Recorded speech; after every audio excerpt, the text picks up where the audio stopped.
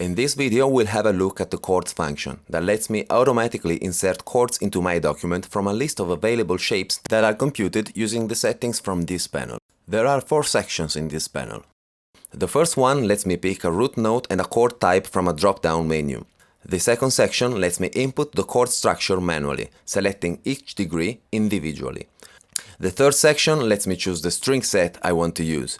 And the fourth section lets me decide if I want a chord with each degree played only one time or if repetitions on multiple octaves are allowed, and if I want only narrow fingerings or also wide fingerings to come up in the results.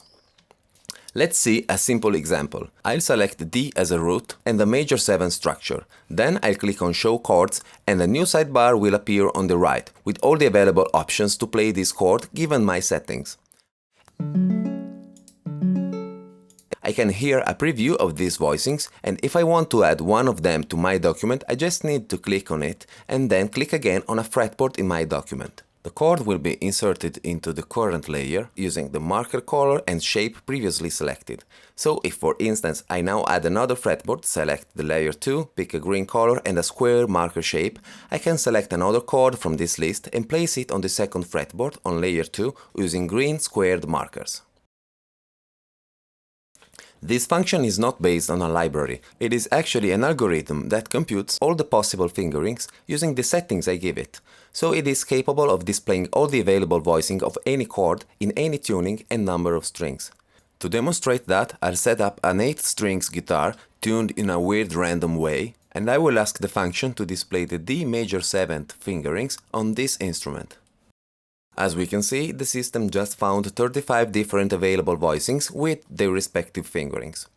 Now let's go back to a standard tuning to explore the other possibilities of the chord panel. Let's start from a common C major chord. I generate the fingerings and I get 13 options to play it. But if we take a look at them, we quickly notice that very common shapes are missing and that all the voicings shown only have 3 notes. This is because my chord is a triad and I didn't activate the repeated degrees option, so each note is used only once in these voicings.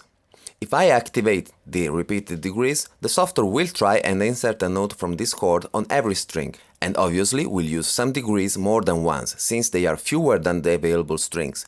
This will result in much more common fingerings.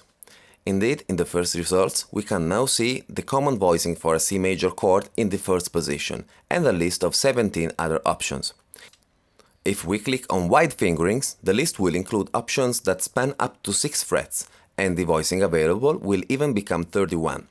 But if we take a closer look, we'll see that there still is a limitation to these voicings, and that's the fact that in every case the lowest note is always the root. This is because the bass label is active on the root note in the chord panel. Using this label, I can select which degree has to be the bass note in the generated chords. So, if for instance I want the 3rd as the bass, I'll activate the label on the 3rd degree, and these are all the available options. I can also decide on which string I want the chords to be played, for example only on the first 4. In this case, I will only get 2 options, because my selection now is very narrow, and I forced the root as bass.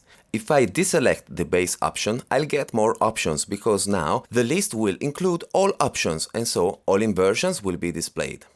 Summing it up, if I don't place a bass label on a degree, the system will show all the available options with any note as the bass. If I do, only the chords that have that degree as a bass will be included.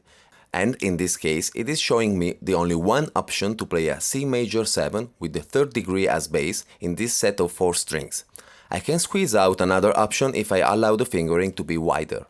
You can obviously find fingerings for the most weird and complex chord with this function, but you need to remember that the system will not omit any note. So if I select 5 degrees, I won't have any options available if I only select 4 strings.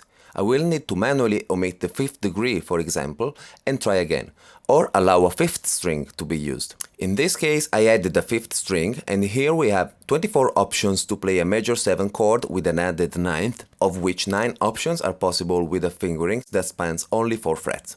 As always, at any moment I can click on one of the results to add it to my document or to hear how it sounds.